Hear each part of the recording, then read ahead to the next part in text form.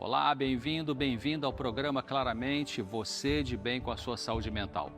Temos um assunto interessante para abordar hoje e creio que vai interessar a você e a todos. Vamos estudar sobre os temperamentos, os diferentes tipos de temperamentos. Descreveremos as características dos 4 tipos de temperamentos apontados pelo pai da medicina, Hipócrates, e analisaremos as características positivas e negativas de cada um e o que cada um precisa melhorar.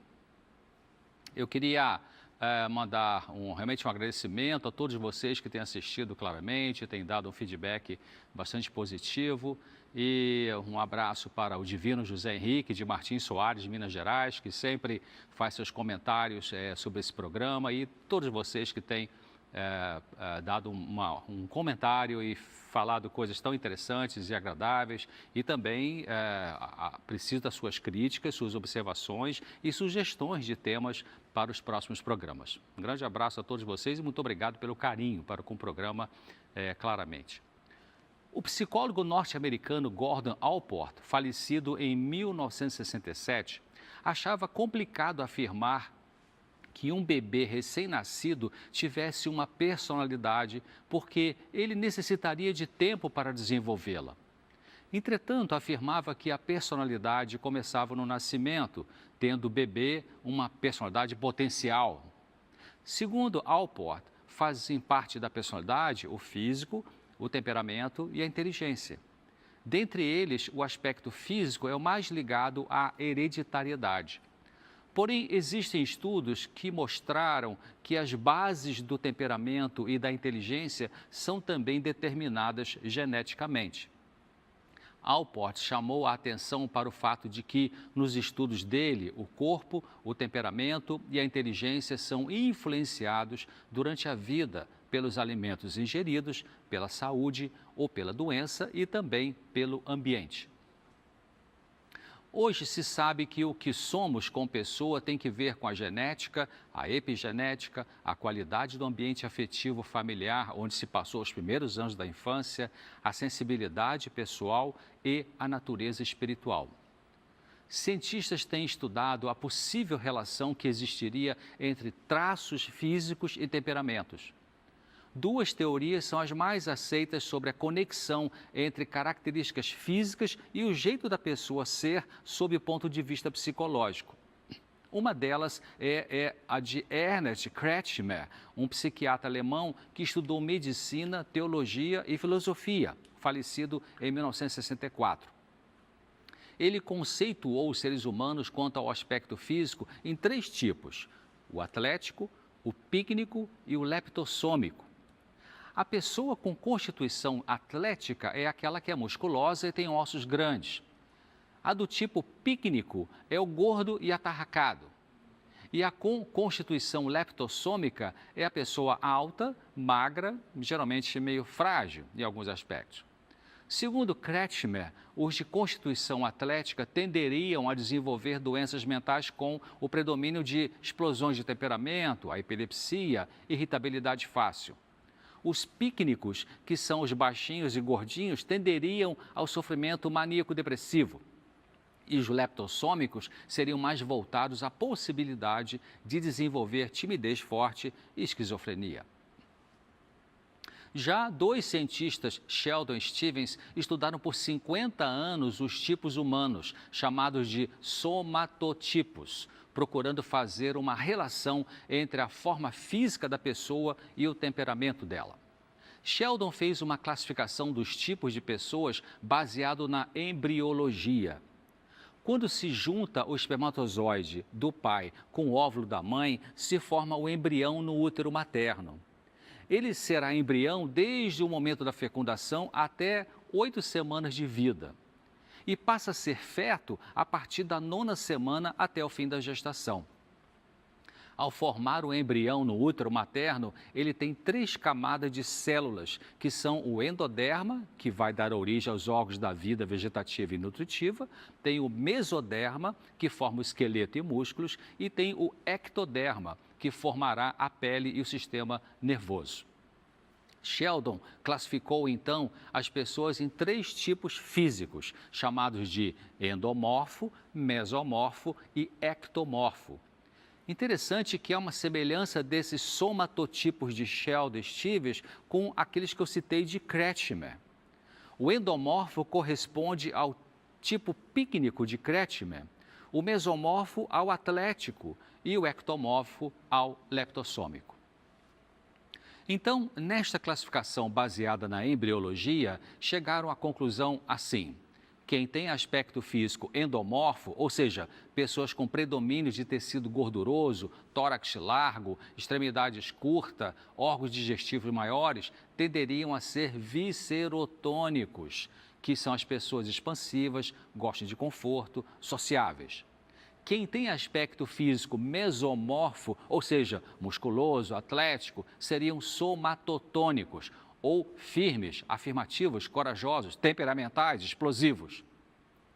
E o terceiro seria o ectomorfo, ou seja, magro, alto, frágil talvez, sistema nervoso sensível, possui maior cérebro, seriam cerebrotônicos, ou seja, pessoas com tendência a retraimento, a introversão, gostam da solidão e são bastante pensadores.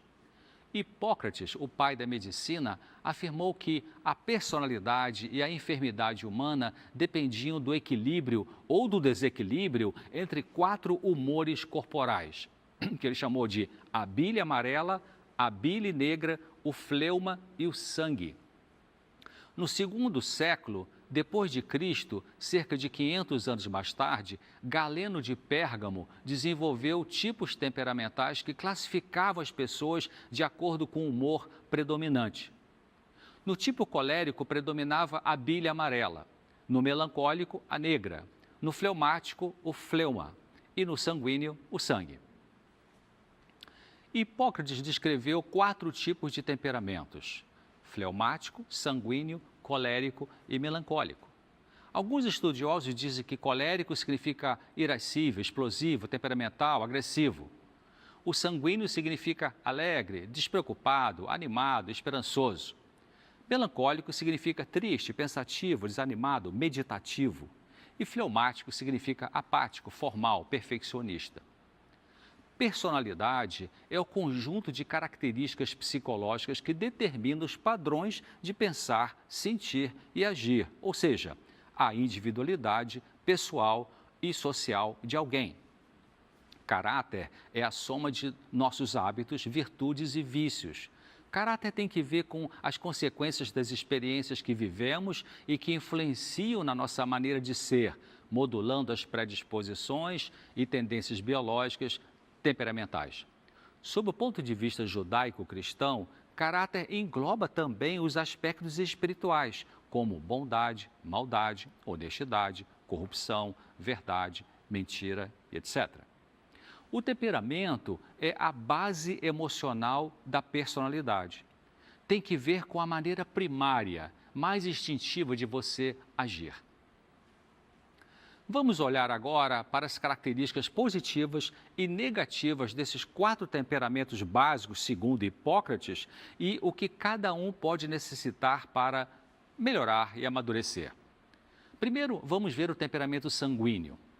As características positivas da pessoa com temperamento sanguíneo são: primeiro, geralmente é uma pessoa extrovertida e otimista, comunicadora e gosta de falar, tem carisma, é uma personalidade que atrai a outros e geralmente tem bastante amigos. É bom ter um sanguíneo quando existe uma festa, porque ele vai dar vida ao encontro com seus gracejos, piadas, histórias. Também são bons atores, vendedores, recepcionistas ou em qualquer atividade pública. Mas como características negativas da pessoa sanguínea, existe o fato de que ela, em geral, vive num estado de desordem e, às vezes, é considerada uma pessoa instável. Pode estar entusiasmada com um projeto e depois sentir-se desanimada em relação ao mesmo. Outro problema tem que ver com como conta as histórias. O sanguíneo, em geral, preocupa-se mais com a narração do que com a verdade. O fato de relatar alguma coisa e manter o interesse de sua audiência poderá ser mais importante do que está dizendo, do que a verdade. Em outras palavras, A pessoa sanguínea facilmente exagera e isso não é necessariamente um fato intencional, consciente. Vou dar um exemplo. A pessoa sanguínea pode narrar sobre uma festa na qual ela esteve e que estiveram lá, vamos dizer assim, umas 20 pessoas. E quando ela vai falar isso para alguém que não estava na festa, ela fala assim, puxa, lá tinha tanta gente, nossa, devia ter umas 50 pessoas. Na hora em que ela está narrando, ela não está preocupada com os detalhes, eram 20, 30, 50, né, com a exatidão do fato ou a verdade do que está dizendo. Ela quer falar e interagir. Esta característica, unida a uma certa desorganização, faz do sanguíneo, em geral, uma pessoa que se preocupa com o hoje. É como se ela dissesse assim, se eu tenho dinheiro hoje, não nos preocupemos com amanhã, gastemos agora, o ontem não é importante, porque já passou. O amanhã ainda nem chegou, então para que eu vou esquentar a cabeça com isso? Então vamos viver hoje. Então podemos dizer que as prioridades de uma pessoa que tem um temperamento sanguíneo, em muitos casos, são distintas dos outros temperamentos. Isso, consequentemente, cria frustração em outros porque, aparentemente, o sanguíneo se despreocupa com os assuntos que os outros consideram importantes. Agora, dentre as necessidades de melhora, de aprimoramento da pessoa com esse tipo de temperamento, o sanguíneo, ele carece de ser mais digno de confiança e se tornar um pouco mais, ou até bastante mais, dependendo, né, um pouco mais formal, né? E também desenvolver uma autodisciplina na sua vida, trocar o eu por uma humildade genuína. É importante lembrar que, apesar do fato de que cada um de nós tem um temperamento básico, dentre os 4 dessa classificação que eu estou usando aí, que é de Hipócrates, né, o colérico, o sanguíneo, o fleumático, o melancólico, na verdade nós possuímos em algum nível mais forte ou mais fraco, mais consciente, menos consciente, possuímos características de outros temperamentos também. Nós vamos ampliar esse conceito, nós vamos trazer mais informações sobre os outros temperamentos, né, sempre focando assim, quais são as características positivas, quais são as características negativas e o que precisa melhorar. A gente tem que sempre pensar que, assim como no mundo de empresas se fala que qualidade é melhorando sempre, então na nossa vida pessoal também é assim. Ou seja, o amadurecimento, o crescimento como pessoa, ele é melhorar sempre. A gente nunca chega, não conheço ninguém que possa ter dito, a não ser Jesus Cristo, né? Cheguei num ponto e não preciso mais crescer.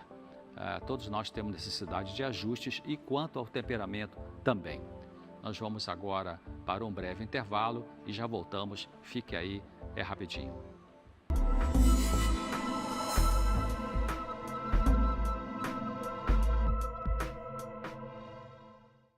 Olá, o programa Claramente está de volta e hoje eu estou apresentando um tema sobre temperamentos. No primeiro bloco, analisamos sobre o temperamento sanguíneo.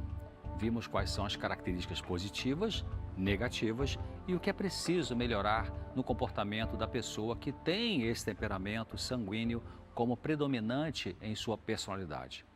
Antes de continuar, deixa eu lembrar você da revista Fique Leve.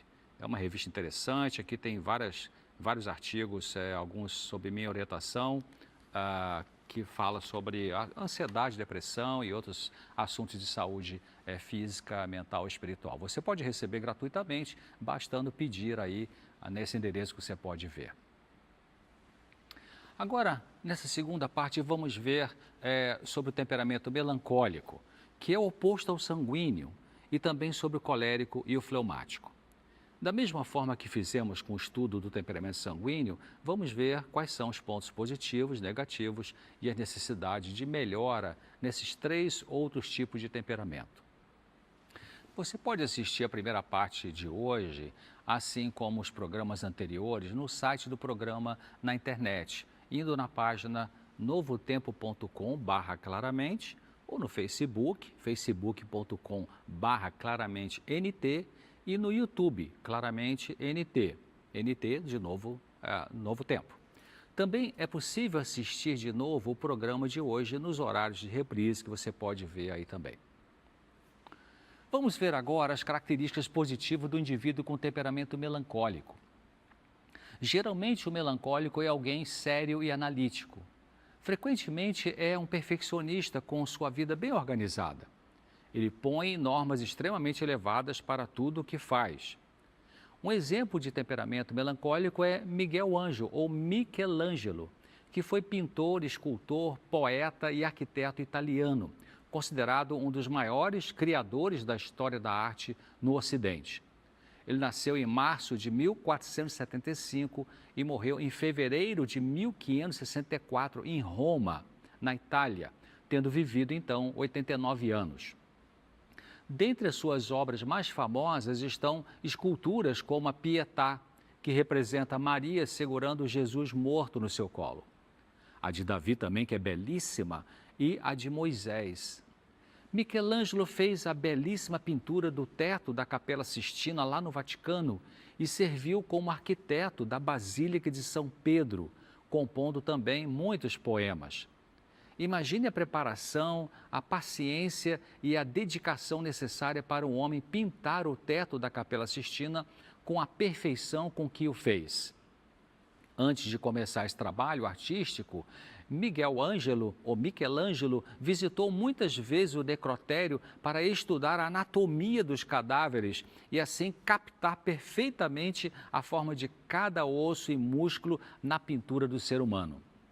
Ele planejou cada detalhe de antemão, gastou meses fazendo desenhos minuciosos antes de subir a escada. O resultado desse esforço é que nossa admiração por esse artista aumenta com o passar dos anos. Então, era um melancólico. Dentre as características negativas do melancólico, podemos citar que ele tende a ser depressivo. Ele sofre com sentimentos de culpa e pensamentos negativos com muita frequência. Junto com isto, em geral, tende a ser crítico e anda com a sua autoimagem negativa ou pensamentos voltados para si mesmo com certo exagero. Consequentemente, ele suspeita dos motivos e intenções das outras pessoas. Talvez as necessidades maiores para o indivíduo com temperamento melancólico amadurecer seja vencer o espírito crítico, deixar de preocupar-se consigo mesmo, ocupar-se em serviço amável pelos outros e esquecer de si mesmo, e também desenvolver um espírito de gratidão. Agora, vamos pensar sobre a pessoa com temperamento colérico. Esse tipo de temperamento tem como características positivas o seguinte: geralmente, o colérico é um líder, nasceu para comandar, para não dizer dominar. Sabe o que fazer na vida, tem uma missão e, junto com seu objetivo, possui um plano de ação para consegui-lo. Sua vida, a do colérico, é orientada por objetivos e ele não mede esforços para alcançar o alvo que ele propôs. Uma outra característica do colérico, uma boa característica, é que ele gosta de trabalhar tanto que, frequentemente, leva isso ao extremo e trabalha demasiado. O resultado é quase inevitável. Deixa os filhos, a esposa ou o marido, se for uma mulher colérica, se sentindo meio que abandonados, pelo menos em segunda prioridade. Também sabe como conseguir que os outros trabalhem em favor dos seus próprios objetivos. Sabe como organizar uma equipe de trabalhadores e motivá-los. Delega suas responsabilidades e obtém os resultados na data determinada. Isso é bom do colérico. Os coléricos são muito úteis para a sociedade. São os que ajudam a organizar melhor, a executar, são lógicos e valentes. São aventureiros e não temem assumir a liderança. Agora, como características negativas das pessoas com temperamento colérico, nós podemos dizer que custa muito, é muito difícil para o colérico pedir perdão, pedir desculpa, porque ele olha isso como sendo uma debilidade. E não é, né? Ele racionaliza muito bem seus erros e sabe jogar a culpa nos outros. É acentuadamente honesto em geral. Ao tomar suas decisões, o colérico faz correto, porém ignora por completo os sentimentos das outras pessoas. Realmente, o tato, a sensibilidade no relacionamento com as pessoas não são características fortes no colérico, são características difíceis dele, que ele precisa amadurecer. Então, Por isso que, dentre as necessidades do colérico, para amadurecer, melhorar como pessoa, estão a de desenvolver sensibilidade pelos outros, reconhecer a sua ira e seu espírito cruel, muitas vezes, aprender a pedir perdão e melhorar o tato com as pessoas, né? Evitar dominar e manipular as pessoas e ser mais flexível. Essa necessidade de flexibilidade é uma coisa muito importante, porque é muito comum o colérico, ele, como eu disse, não admitir que tem uma atitude às vezes rude de falar e geralmente quando se confronta isso com ele em geral diz, quando chega a ponto de admitir que realmente foi duro demais com a pessoa, passou por cima dos sentimentos igual um trator, às vezes até admite isso, mas em geral fala assim, é verdade, você tem razão, mas aí já quer encontrar uma desculpa para isso. Finalmente, vamos ao temperamento fleumático. Talvez esse seja um dos mais apreciados porque possui uma personalidade muito consistente e equilibrada.